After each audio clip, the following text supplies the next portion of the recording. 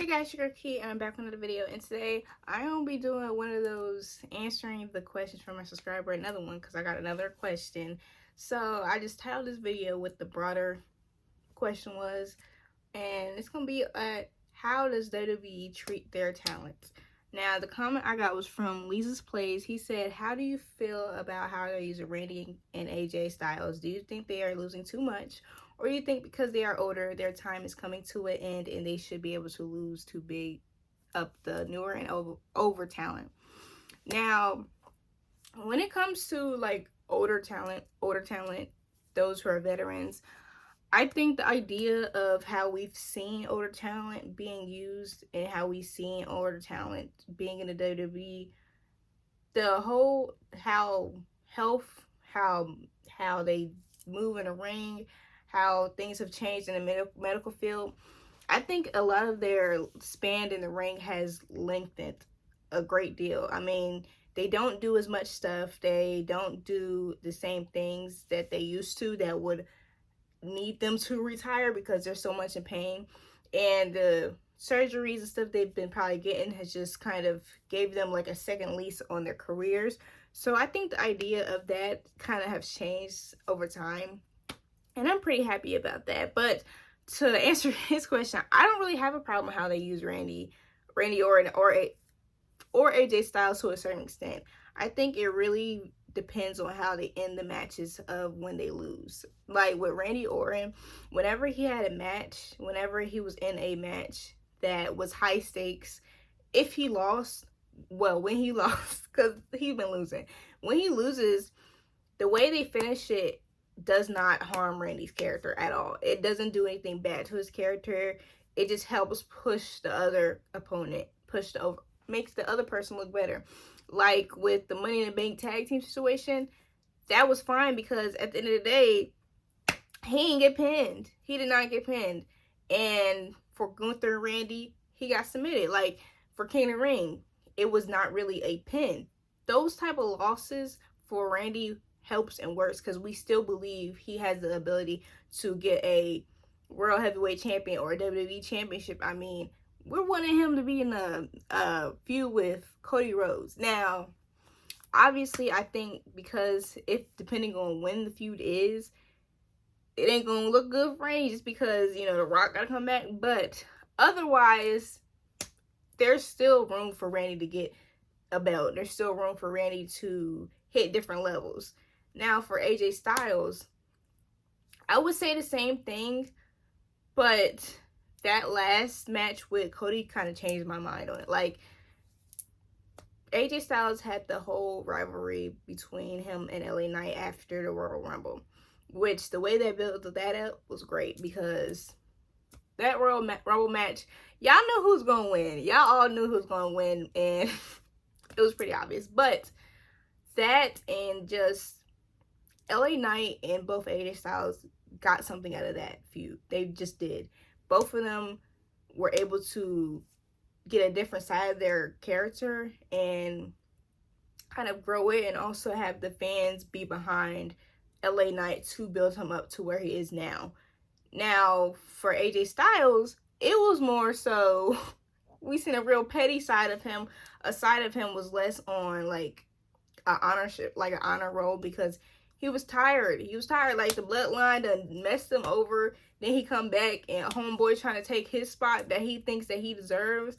So that right there helped both of them. And I was not mad at how that ended. It was fine. You know, they got a WrestleMania match.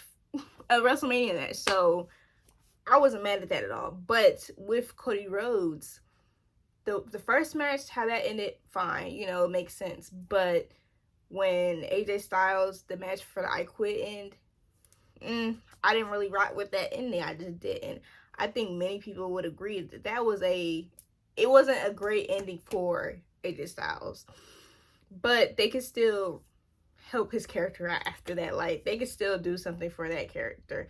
And honestly, a lot of the talent, I think it's very balanced on the roster. Like, there's the older talent, the veteran type of talents, and then there's the younger talents coming through. And I think with WWE, they make a great deal of balancing it, because you do not want to just put younger talent over just because they're younger.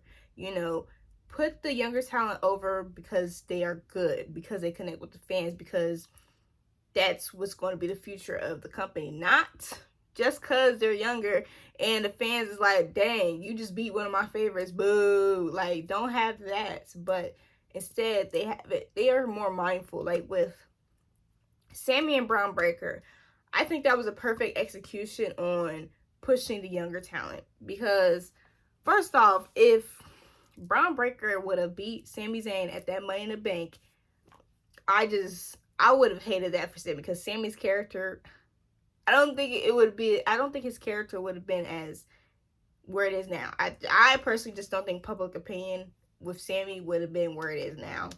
That's just me. Or I just wouldn't be feeling Sammy that much. I'm like, bro, you just got played by this man who just got on the roster. How crazy is that? But it also is like, okay, Braun Breaker is not invincible. You know, you put that side of him where it's impossible, where he could lose, he could win. And in that instance, he lost. But then SummerSlam, he won against Sammy. And then again, when they had that 3 Falls match, Sammy got one off on him.